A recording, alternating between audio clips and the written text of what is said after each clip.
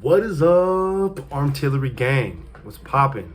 It is the Monday after East versus West 7. And man, oh man, if you didn't believe in the East or believe in the Georgian team before, woo. No, it was a good time. It was a really good event. Shout out to Engin Terzi for always putting on magic for us arm wrestling nerds. A little disappointed, surprised, whatever you want to say, but it happens. I think what most people get confused is this is the 7th time that we've done this, and in 7 times it's never happened where the West has gotten completely shut out. So, you know, I figured out at 10 it'd probably happen once. No big deal, right? But yeah, definitely level of standard bar has been risen by the East team. So very interested to see what they throw at, or what we throw at the East next time around. But let's jump right into it. Start with Mendy versus Oleh, two of some of my very favorite arm wrestlers. Saw that going the way it did. Wanted Mendelgis to win. Big Mendelgis fan. Love the way he arm wrestles. Thought that he would take Oleh's hand, but thought that Oleh would be have a little bit more of a fight for him once his hand was taken. Or even if he could supinate him in the first round or so. Even if it's not a complete full soup, but, you know, kind of flat at the same time, fight with his shoulder. Didn't see much of it. It looked like a very dominant performance by Mendelgis, which I was happy to see. So quite possibly the most shocking moment for, I would bet, a large portion of the community, between Devin and Bacho Saganashvili just dismantling Adam Morzinski. 18 years old, obviously the cousin of Mr. Levon Saganashvili. Ultra impressive. First flashed him the first 2 rounds, which I don't think I've ever seen anyone do to Adam. And then 3rd round, basically held him center and was like, yeah, go ahead, do your thing. Had nothing for him. I just really think that the sky's the limit for that kid. Even Devin, when he grabbed his hand and his wrist, was like, what is that? Wide palm, just like Levon, big hand, lots of potential. Sky's the limit for his age. So, who are we going to throw at that guy? I'm not going in any particular order. I don't think this is the match order. I'm just going in what I see off this little thing I'm reading. But Doug Ehrlich versus Danny P. Called it. Love that face-off where the guy looks like he's 5 inches taller and got an extra 40 pounds on the guy. And you know, it don't matter. Love Doug Ehrlich. Love his tenacity. Love the way he arm wrestles. Jacked, shredded to the gills. Still didn't matter. The dude is a forearm surgeon. How are you gonna beat that guy? SPiCiEST take. Danny P.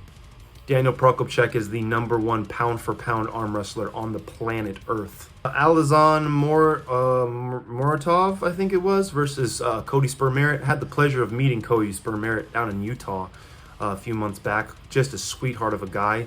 Love to see him compete. Hate to see him lose. I'll be honest with you, wasn't feeling too great about it leading up. I know that those Kazakhs are bad. Bad dudes. Could possibly be the #1 left hand in all of the land. I'd love to see him and Morozov get at it. Some other people mix it up, maybe even Corey. We've got Zorob versus RVJ. Really thought RVJ could take the hand of Zorob, and if he did, you know, was the game over? No, but I thought it would definitely give him a bigger chance. Couldn't even take the hand of Zorob. Big problem. RVJ, one of my heroes, one of my favorite arm wrestlers, just because he's a containment hand, top roller based arm wrestler, very much like myself. I really think he needs to figure some things out, go back to the drawing board and find out what needs to be done, because no one wants to see him on that monster Michael Todd train where he's just taking L's and L's and L's. But, yeah, I mean, Zorob had his number, for sure. Arif versus Georgie. Anybody named Georgie, you're going to have to watch out for. It's been stated now. 2 times in a row, they doubted this guy, and he's come out of nowhere. Come from behind. Definitely one of the more exciting comeback matches. Definitely the longest match of the evening, or the afternoon, I'm sorry. I'm a huge Arif fan, and I was rooting for him, and those first 2 rounds looked great. Thought he was in complete control. And it's just crazy to watch. It's the beauty of arm wrestling when someone's going to their silver bullet and it starts to fail. and that secondary weapon is not enough. Huge props to Georgie for that kind of endurance to be able to withstand and endure the first 2 rounds, come back and mix it up. Crazy match. Brandon Elsesser and David Samusha. Love all those muscles, Brandon, but I knew it was not going to be enough, which makes me upset because it looked a lot closer than it was. I mean, I'm sorry. It was a lot closer than it looked, in my opinion. But there's just something about the water in Georgia, apparently, because that guy looks like a math teacher, and he came out and just schooled Brandon. I know how strong Brandon is. I've got friends that pulled Brandon. Brandon's a monster, which says what about Samusha? So, crazy, crazy, crazy. Vitale versus Tobias Sparong. Dude, I'm big on this guy. I love Tobias. Thought he would have a little bit more for Vitale. Thought Vitale would have the edge. Crazy to think that Vitale could be like top 3 left hands in all of the land. Maybe that's who we see Muratov up against. Man, that would be a ton of fun. That'd be a great match.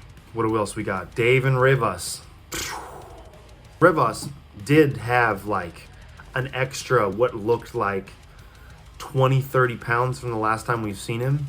I knew he was tall, but I didn't know he was that damn tall. That dude looked like the biggest human at that event. And Derek Smith was there. So what does that tell you? What a monster. Who's done that to Dave like that? Only one person I can think of, and I don't know whose was more impressive. Paul Lynn versus Sasha, got to be one of my favorite matches. Such a Paul Lynn fan. Just those razor elbows. I got the same thing kind of a little bit. But anyways, Sasha, what a freak. Just completely break arm position. Comes back and just meh. Got to be one of the shortest killers in the game. Next to Danny P. And, I mean, just once again proves and shows that the East, man, it's all about that elbow, isn't it? By far, my favorite match of the evening, my favorite arm wrestler in this card, Galion Gorbayev, takes the win on Irakli Zirakshvili. Knew this one was going to be a banger, and it was nothing short of. First round, exciting, just exhilarating, tension palpable, cut it with a knife. Couldn't tell who was going to win, who was going to take who. Gali comes out on top with some great arm wrestling. Round 2 of that match needs to be watched by every single one of you, every arm wrestler in the land. Go back and study up on your Neil pickup moves. He's prying him back. He's got him inside now. This is a great match. Whoa! The fly fisherman, baby. My man's wrist is starting to go back, getting taken, but he still has his pronation. Kicks it into gear. Shoots forward into a hook, zaps back out to kick that blow hand, and he's taking it all back. The most impressive move in arm wrestling.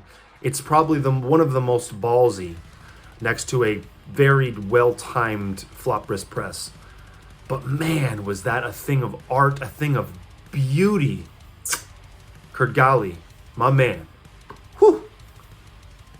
Obviously, I'll spend a little bit of time on the main event, Devin versus Gennady. Appalled by round 1. We all know what we're talking about. I can only imagine that referee at this point is kicking himself after seeing that. Because being that it's the last match of the day, it's like fresh in your brain, you know, and no one wants to hate on a referee. I hate hating on referees because I'm a referee and I understand you're always the enemy. It's never fun. You always get the fingers pointed. It's a very thankless job. So first and foremost, shout out to all the referees at East versus West for your guys' efforts and everything that you do for the sport. Thank you.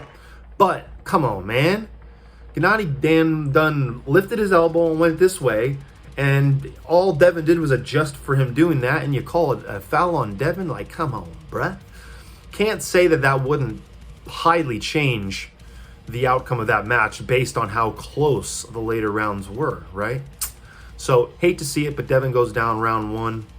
I really think that he was in good position for that round. Round 2, once again, gets that shoulder in, starts to look good.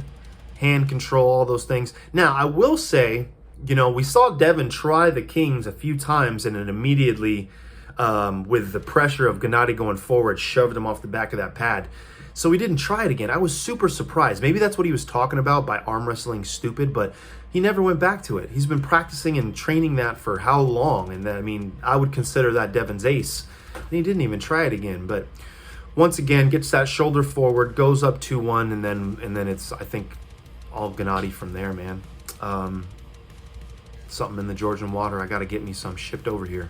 Very, very well possible that Georgia has the number 1, the number 2, and quite possibly the number 3 arm wrestler in the world now with how Rivas looked. Crazy, crazy. If you are not already subscribed to this channel, please. It is anything and everything Arizona arm wrestling. I don't do a whole lot of this where I'm talking about things outside of Arizona, but I know you guys love it. So please like, share the video, comment down below on what you think, what your takes on, what was your favorite match of the day, who's your favorite arm wrestler on the card.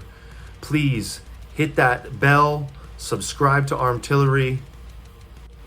Let's go!